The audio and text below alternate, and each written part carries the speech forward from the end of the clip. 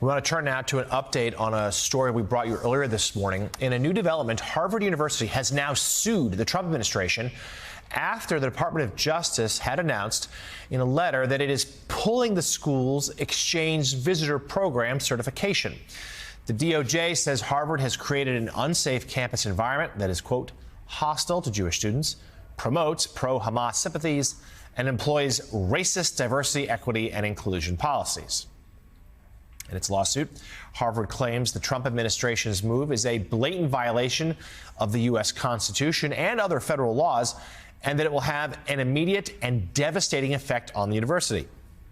The university has nearly 7,000 international students, which make up about 27% of the entire student body. And Andrew, we've talked to you several times in recent months about Trump and his administration's sort of war on higher education.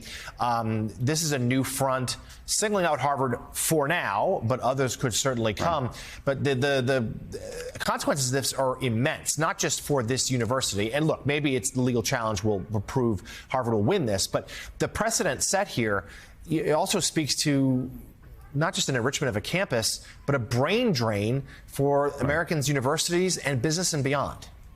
I think there's so many elements to this. First, it's obviously an escalation of the pressure against Harvard, but it really is a shot across the bow at every university in terms of how they are going to behave, at least while this administration is in office. I think that's what this is meant to do, even more than anything, recognizing that I think when you talk to most lawyers, and it may take years in court, but that Harvard may very well prevail, or at least has a good case in this regard. There's also an interesting, though, economic element to this, which is that it's the foreign students at Harvard and, frankly, at most private institutions in America that pay full freight, that ultimately actually subsidize the other students at the university.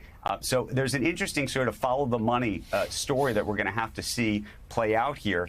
And I think the last piece is what you reflected, which is just this idea that, Harvard has graduated so many successful alumni around the world, but so many international students who've come to Harvard, many of whom ultimately ended up in parts of American business and other enterprise that have helped this country or have gone back to their countries and helped, and in many cases helped when it comes to democracy and so many of the other things that this country has tried to advocate for. So there's so many different angles to this story this morning.